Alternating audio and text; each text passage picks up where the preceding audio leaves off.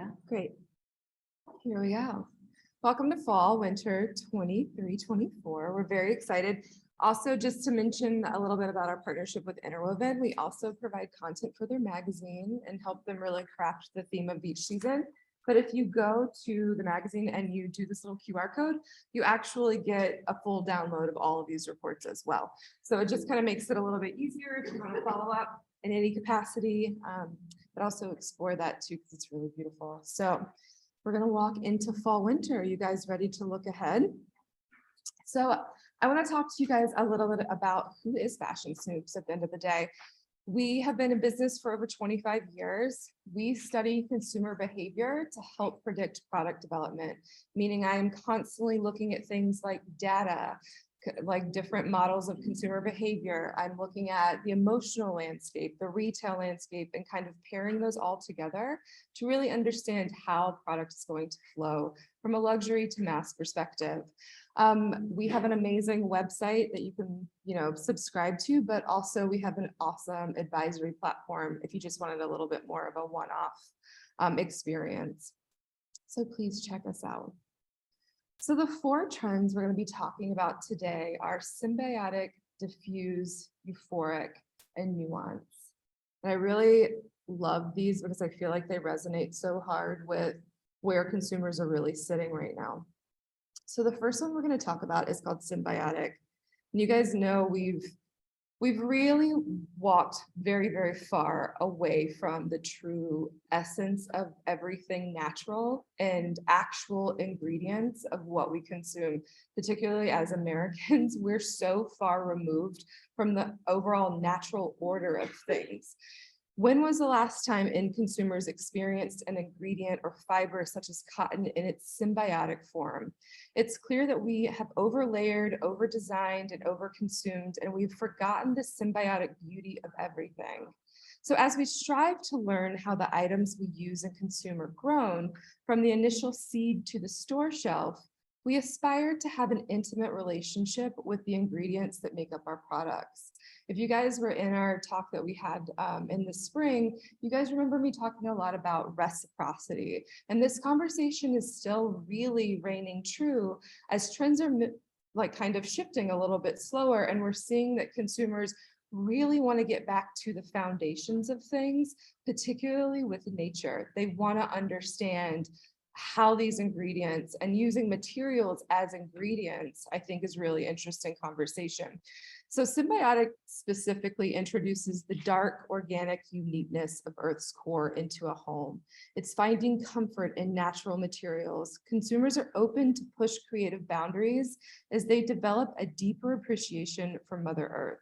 So with sustainability at the forefront, the conservation of our planet's resources influences the eagerness to adapt new innovations that represent future impacts. So we always love to set the mood with an amazing video. We do this for all of our reports, so please enjoy.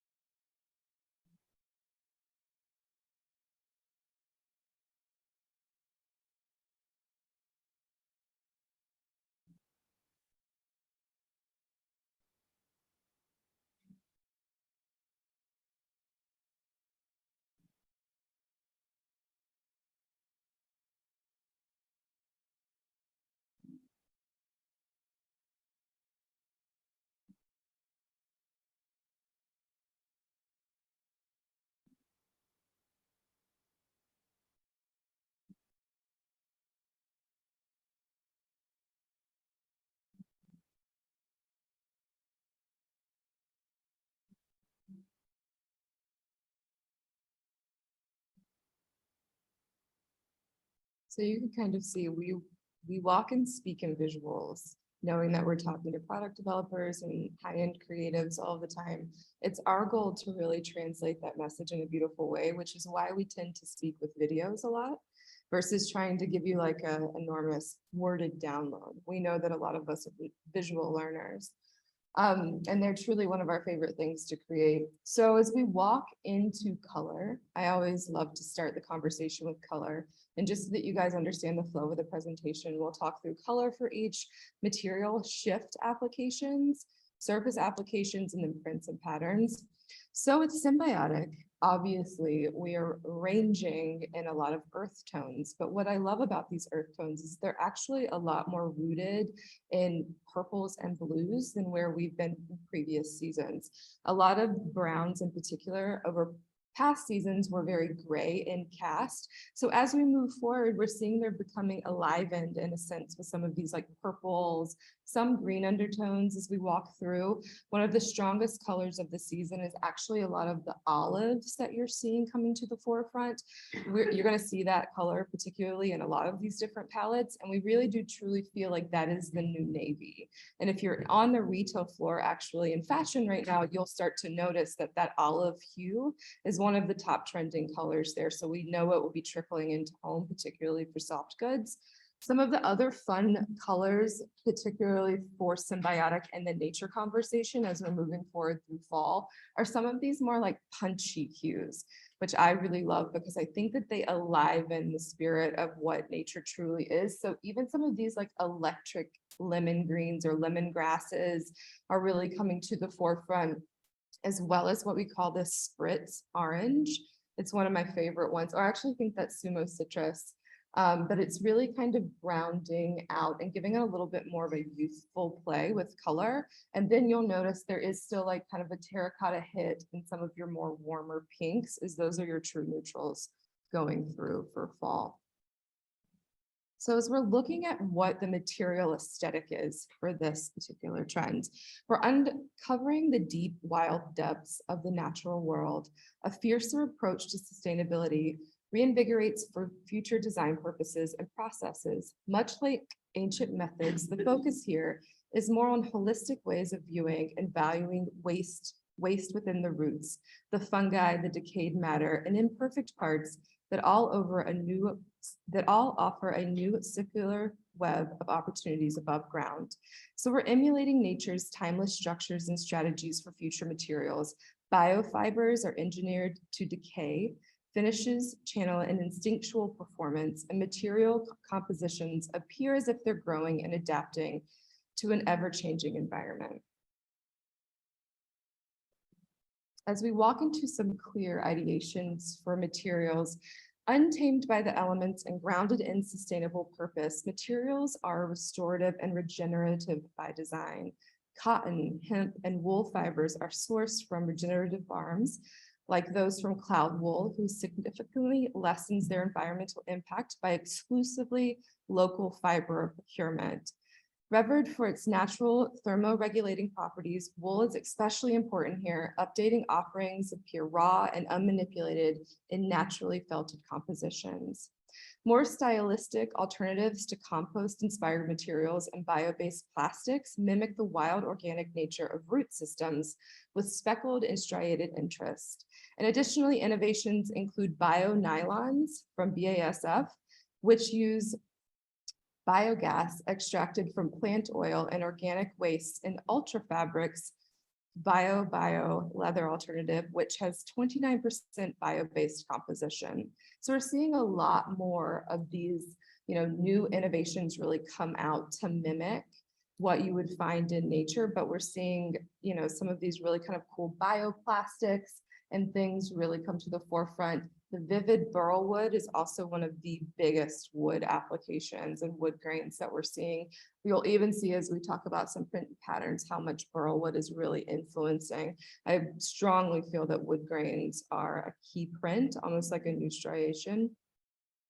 If we look at what some of the surfaces are, they're supporting the cultivation of natural materials for use, and their waste for reuse surface treatments also adopt a sustainable mindset, most notably with the integration of solely natural or part bio-based dyes. So brands like Noble Souls have launched ethical initiatives to transform dye stuff from natural matter and indigo into fully earthly palettes for linen upholstery fabrics.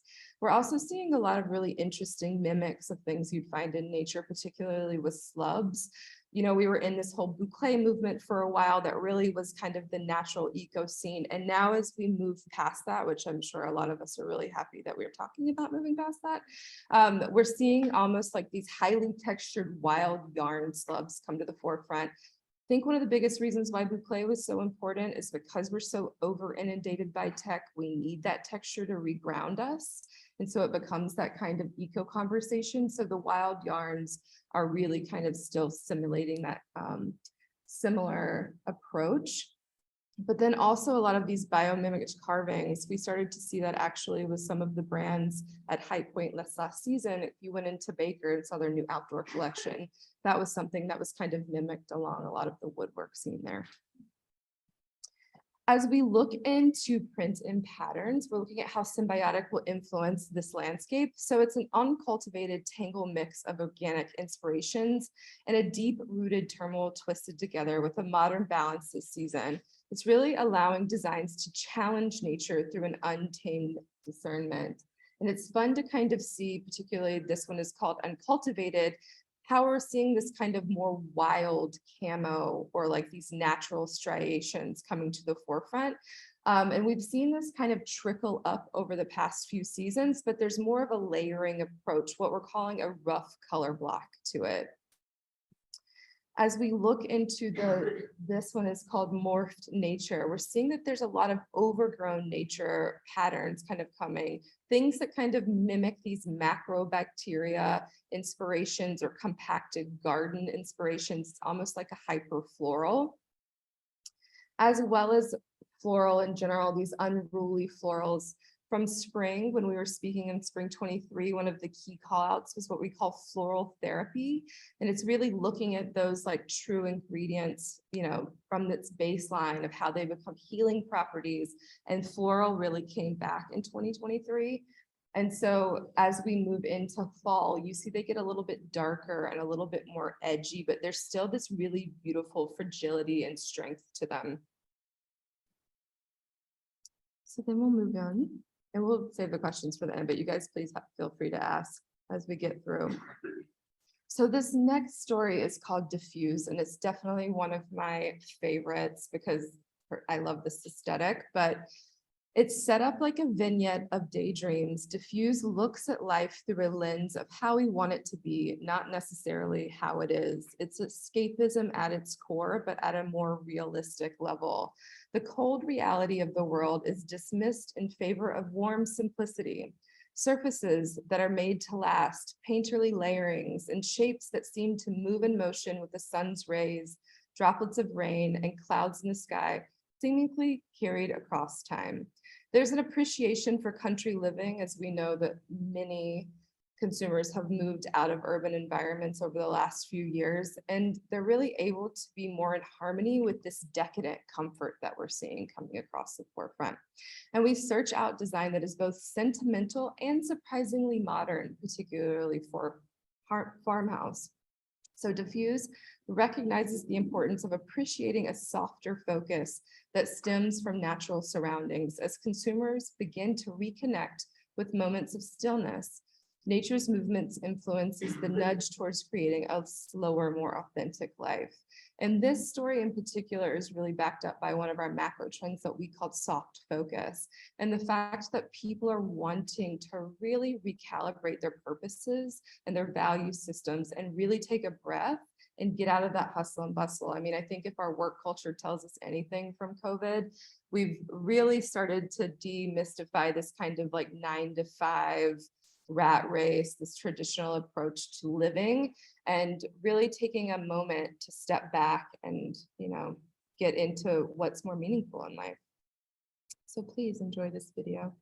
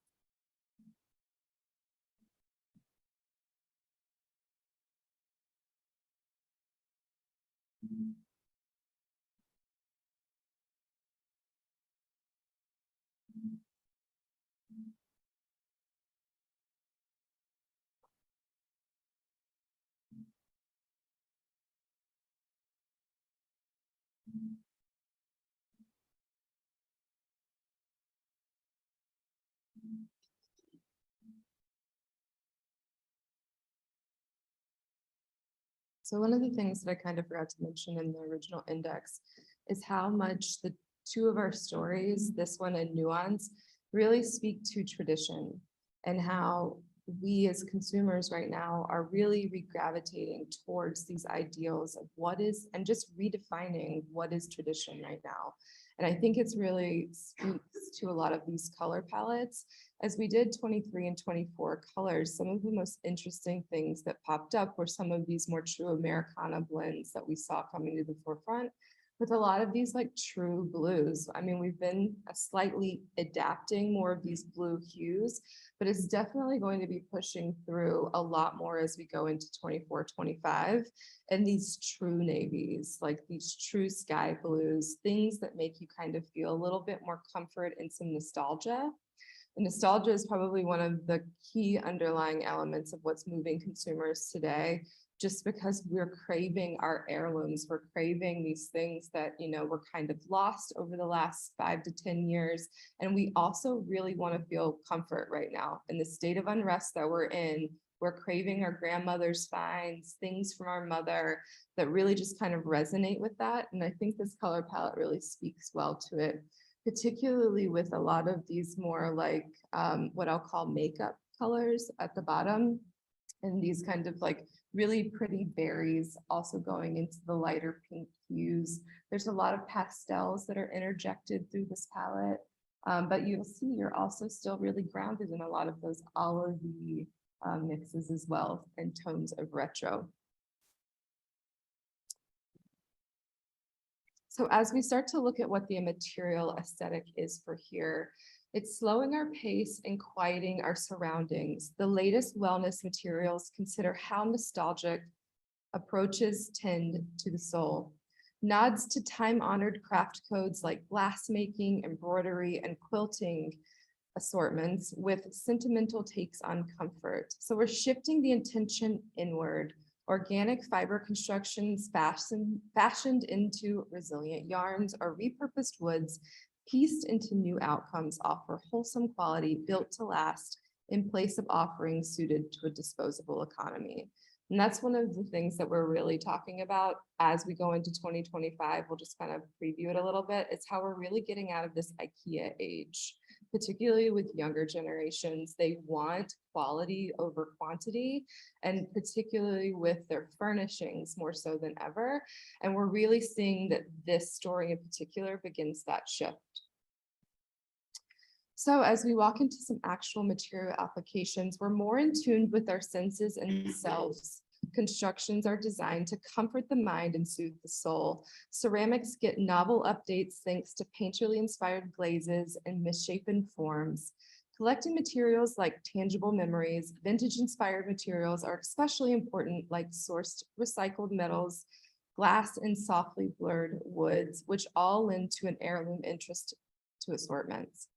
Paying respect to humble ingredients and bringing greater meaning to them, organic cotton, hemp, merino wool, and flax materials are left subtly raw and uncomplicated for knits and wovens. And then finally, ultralight bases for the season explore softer handles, loose yarn floats, and where needed patchworking and inlay techniques are welcomed additions. Again, your burl wood comes through here, but in a much softer way, which I think is really important to talk about. And just kind of this overall floating weightlessness that we're seeing to a lot of material applications. As we start to look into surfaces, again, they're very heirloom presence, but from romantic embroidery and quilting to handworked Venetian plastering, materials are anchored in tradition, but find newness in quirkier compositions and more robust textures that invite touch. Similarly, there's a beauty to be recognized in the process of aging, with a greater appreciation for soft weathering, thin transparency, and faded, almost slightly unfocused dye treatments for both hard and soft goods. So updates to tufting techniques explore layering options that lead a rhythmic dimension to interiors. So these layered tufts is actually one of the key things that we're seeing for Gen Z and alphas really kind of come. It is a rug. So it's really quite interesting to see. Those were all over Maison Objet when we were there this in September. And it's something that we're kind of seeing a fun way to kind of mimic topography in this really beautiful way. And a lot of Venetian plaster. You'll see that in our last story too, as we walk forward, tons and tons of kinds of these age-old techniques to doing things. So how will diffuse influence pattern and graphics? So the intention with the prints within diffuse is to honor history and traditional taste with a contemporary and poetic update. So this one is called layered cadence, and its softened hues embrace a disconcerting rhythm, allowing the colors to dance and delight in a layered cadence of an all over print. And this kind of mimics that rug that we were just talking about, how it's kind of giving you this almost earthen feel, but with a really light, delicate touch that feels natural. As we look into checks, I'm sure you guys have all noticed over the last season how big checks have been for younger generations, but now they're also resonating for older ones as well, with this very nostalgic throwback to the 50s, but it's really being updated in a lot of more fun colorways, as well as some like more warming techniques. And you'll see some of them are also off-skewed. And then we're also seeing a ton of plaids, particularly for home comeback, which I think is really interesting. We haven't had a plaid moment in quite a while, but you'll notice it is a little bit more poetic than where we were, and it's not so masculine. It definitely has a feminine undertone to it that almost feels like it's been weathered and worn. And also one of the keys to this pattern is the layering approach. So our next story is euphoric, and just hold on with me here, guys, because this one's going to feel quite wild. However, what I'll say about this is that it's one of the biggest trends that we're seeing for Gen Zs and alphas. So this takes us on a journey through exciting yet uncharted territories. It's emerging from the rubble of a global pandemic. We bring with us solutions that we've crafted to make it through unstable times. Rather than falling back on our usual binary thinking, we learn to comprise and find new ways of living. Stepping into this refreshed outlook, we continue to reconcile the digital and the physical worlds.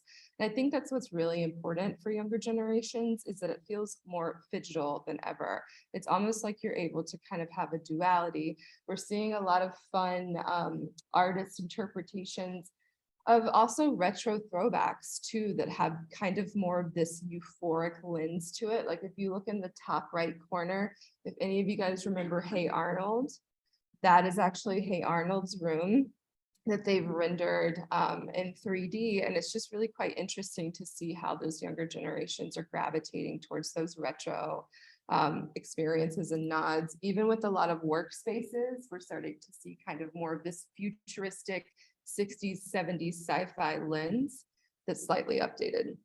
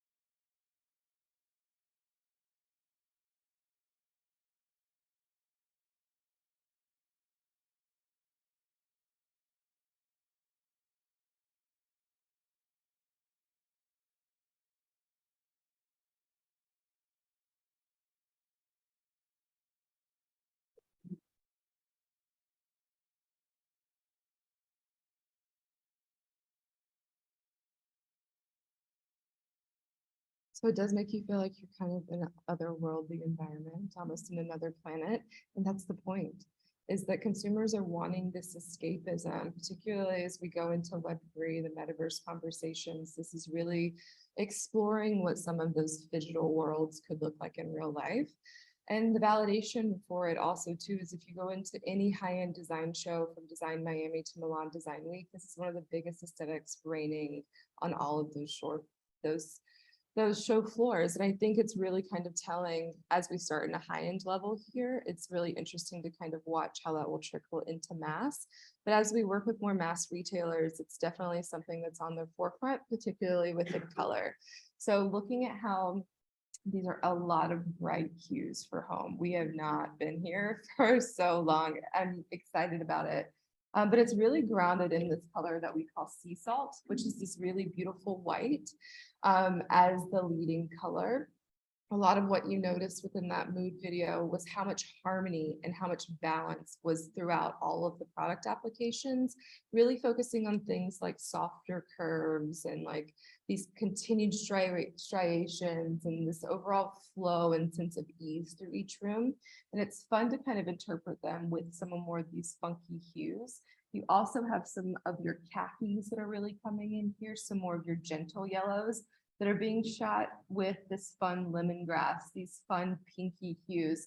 Here's your Valentino pink, if any of you are into fashion and understand how big of a deal that really was when that came out. And we'll definitely see that really sharp pink coming into home that has more of like this blue purpled undertone, which we haven't seen in a while. We've been in kind of like these ballerina pink lands, and there's still room for those, but it's nice to kind of see how we're updating and injecting some more flavor and fun. And this story also is really keen and a lot of purple, which I also really love as we're seeing it come back. And that is one of the key resonating colors for younger generations, particularly through fashion as well, is how much they're gravitating towards colors of purple. And the reason is because purple is so highly associated to tech, which is quite interesting. We're seeing a lot of like even the back of my phone came out with purple, and just seeing a lot of those interpretations and then them being associated from a psychological perspective to tech. It's great.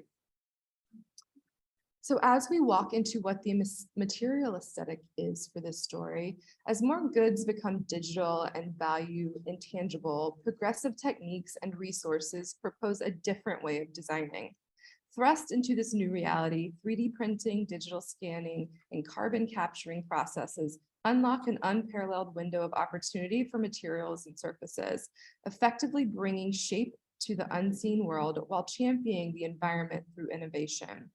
Textures, either erratic or smooth, actualize virtual manipulations into physical form with varying yarn tensions, juxtaposed compositions, and glowing finishes. Opening the door to future-facing mediums and ever more advanced technologies, design makes the seemingly impossible attainable.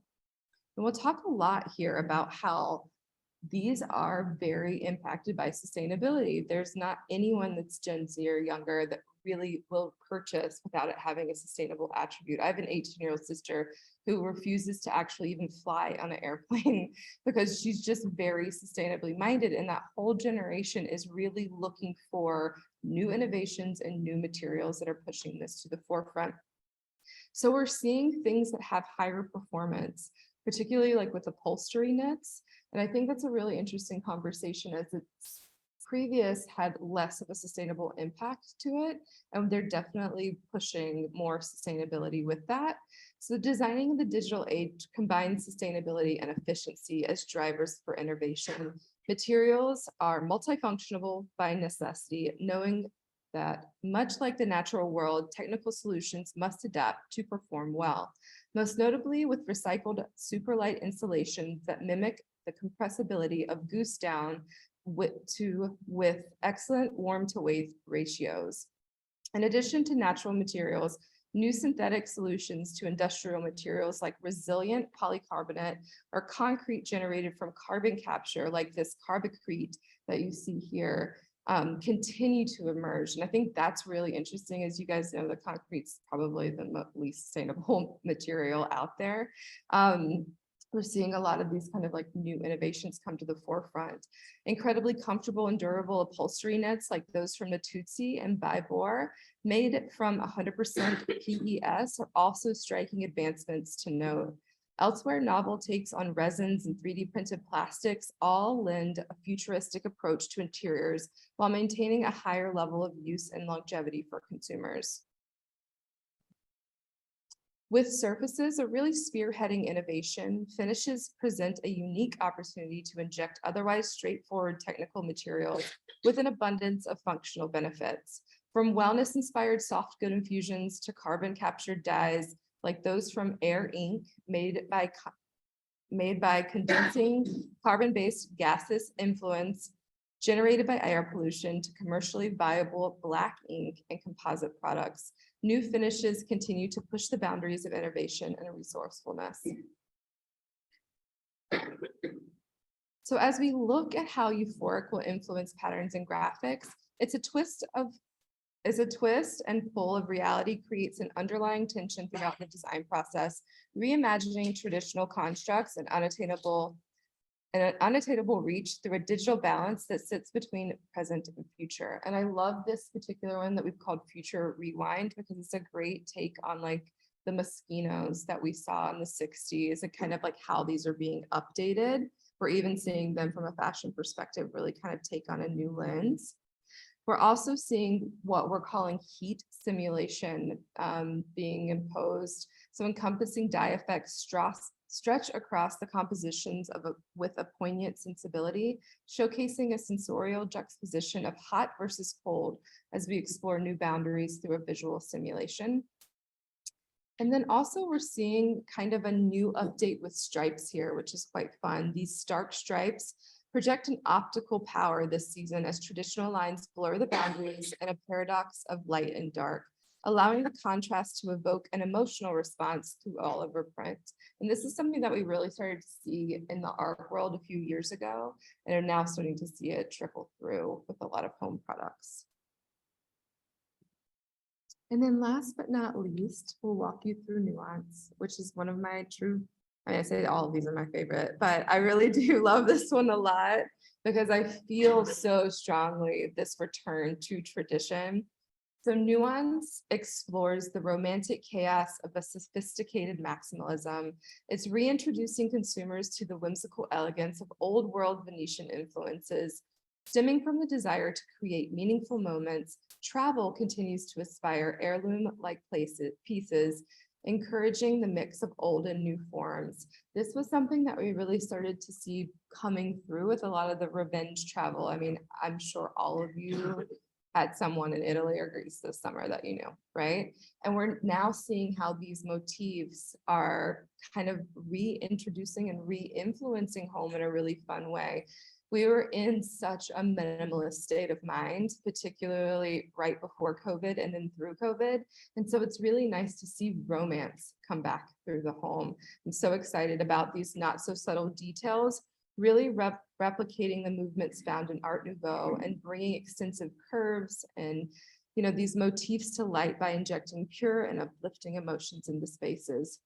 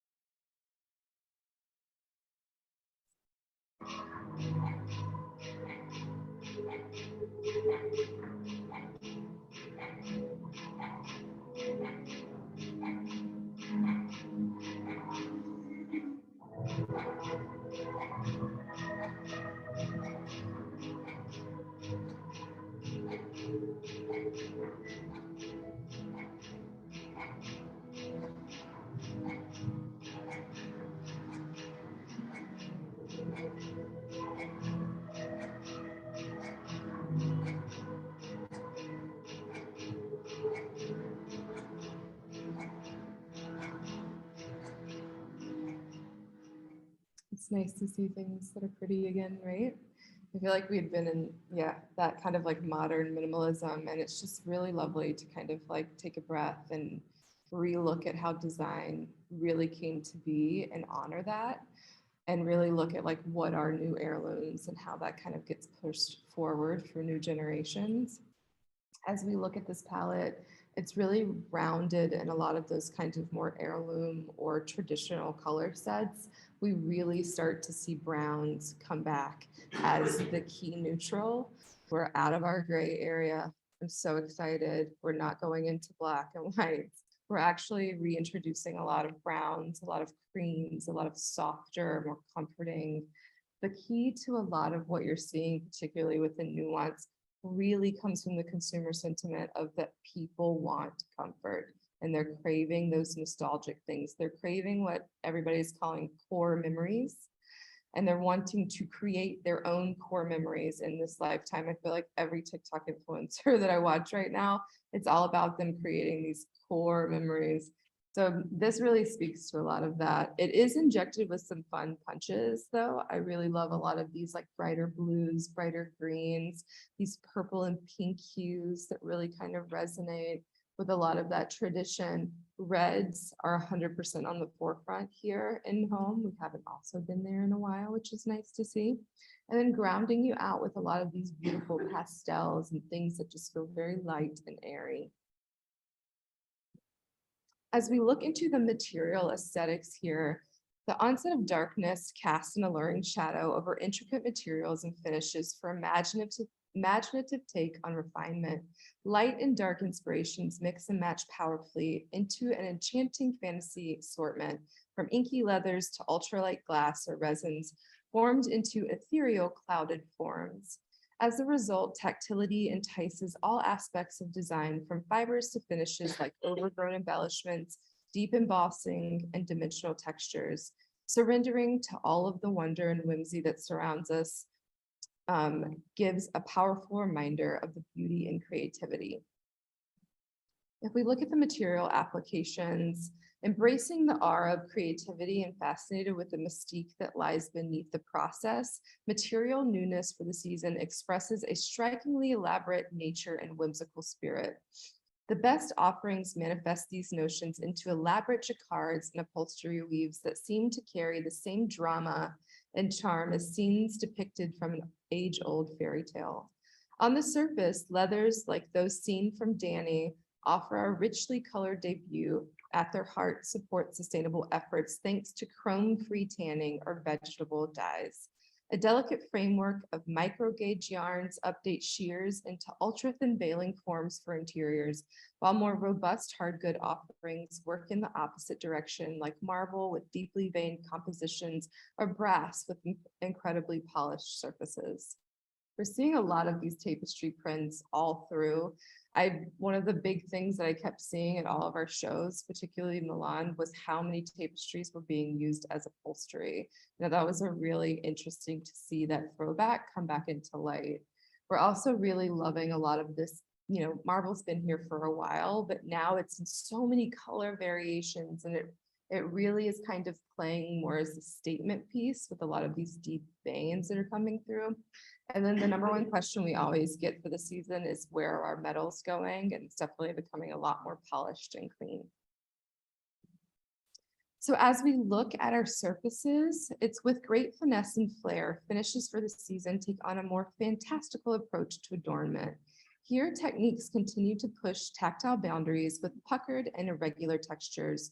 Dark, inky glazes sink into hard or soft good surfaces for a grounded, almost night-inspired quality, while delicate beaded embroideries and embossings and natural-inspired forms lift dark grounds into a lighter, dreamlike realm. Vintage-inspired styles are revived, like moire treatments for fabrics and cloudy opaline finishes for glass.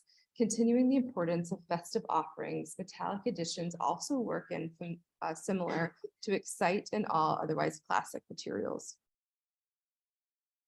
And then as we look at our As we look at our patterns and graphics here for how nuanced and inspiring them, it's slowing down and peering out the window into the world through rose-colored glasses. A tranquility of soft nostalgia and genuine craft soothes the senses as we ease into a relaxation and spectrum.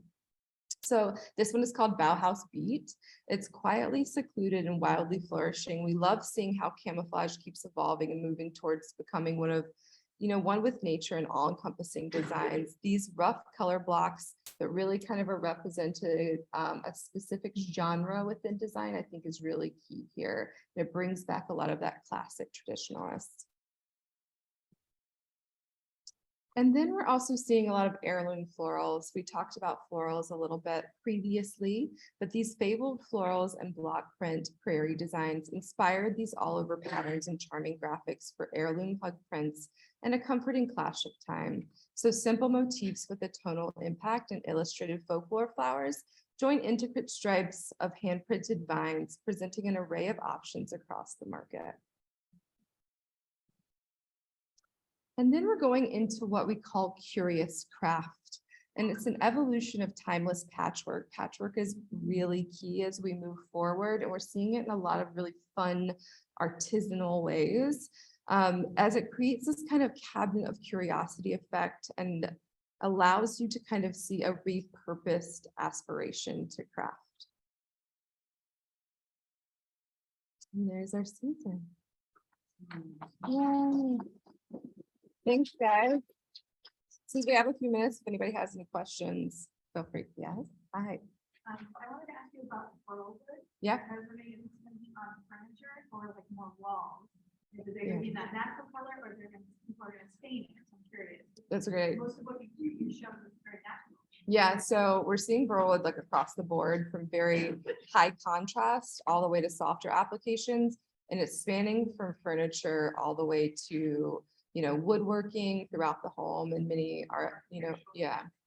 I think even print wise, it's becoming like a new marbleized print, and it's really kind of adding to that wood grain conversation that we're having earlier. Any other questions? You guys feel free. I'm around if you don't want to ask in the group setting, but I'm here if you guys want to talk. Thank you guys for coming. I appreciate it. Yeah.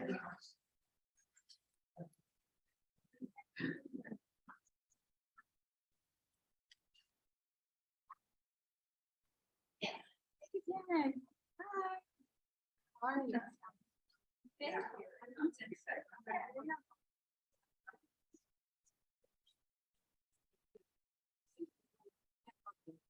Well, you have with the barcode, there's 4 different reports that you can download. And then I can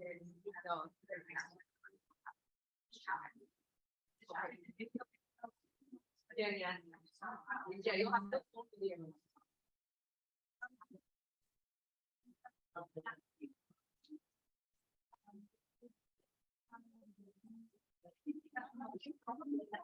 can add my material structure. I think you probably tell that's not very funny. Thank you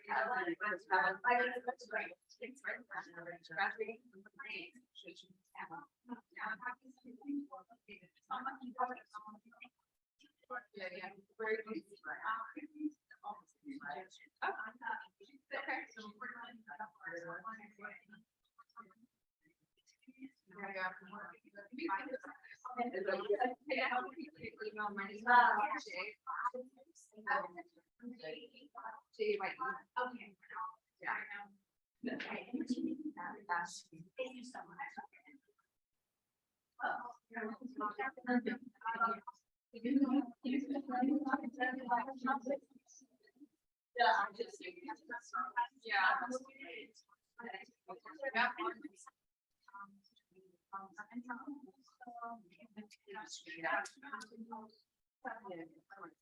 Yeah, sure. Let me know. I also have really good Excel.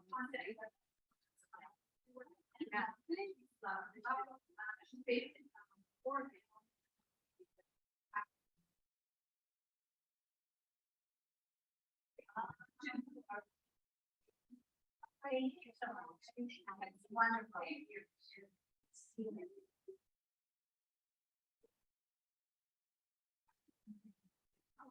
You wanted this bad, right? I did. So, check it out now, but I saw that it was like. I'm gonna get now, it's like, it's perfect. My seat is weird. Thanks, and nice to meet you. I was so excited for this position, and that was like the main reason.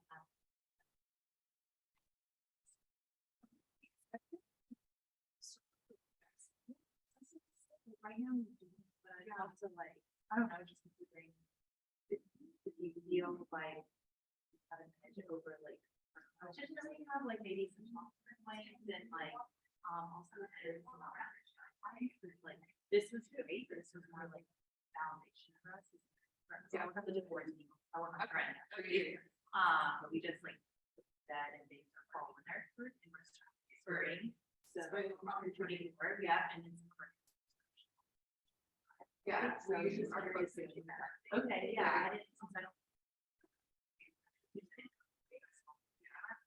we pushed everything out. That is all our season. Right. I think that's one area of opportunity that we struggle with. I don't know if we use it, but like sometimes like. So I was just curious. Yeah, your timeline. Yeah.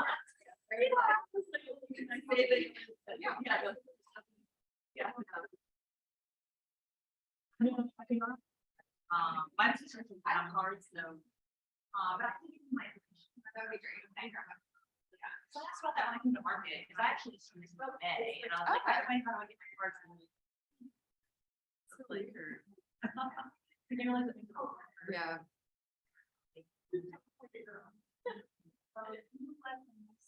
So what I'll probably do is follow up with myself and Justin. Yeah. Yeah, Kristen and I, yep, and my email is just my first name dot. Yeah. And I'm not sure, you know, I don't know if you're looking at it in the, you know, structure, but I'd love to be able to offer that option to become like a more set of leadership, so just to like, you're looking at resources and. Interesting, yeah. Yeah, no, I know that I've worked with you guys a lot. I mean, like, 10 years now. Yeah. So it would be interesting to relook the platform, because I do think that we have a lot of competitive edge to WGSN. They're more like stats and facts Yeah. these days. Yes. And we're much more into like theme storytelling, product development angle. So we still validate everything, but it's Yeah, such that's a lot of like a good check. yeah, it's a lot Yeah. more of like understanding how it Yeah. translates.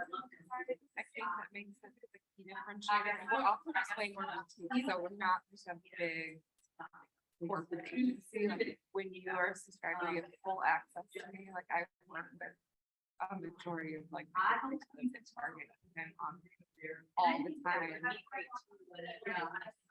Yeah, yeah. So I mean, our big one. We just need to target Macy, big blocks, big client products. Yeah. Work with some people. Obviously, but also. I mean, I definitely think there's, it's a good ad. Yeah. I'm all about, just trying to work with the best. I think talk to fashion folks. We have a lot of words here now. Here's the top.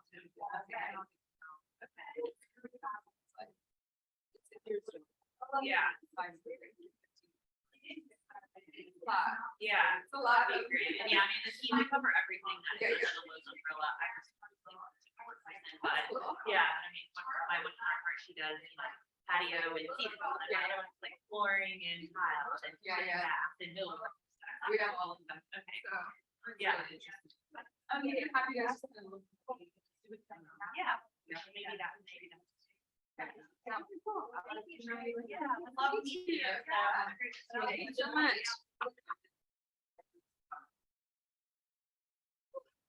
We made it. I'm disconnecting.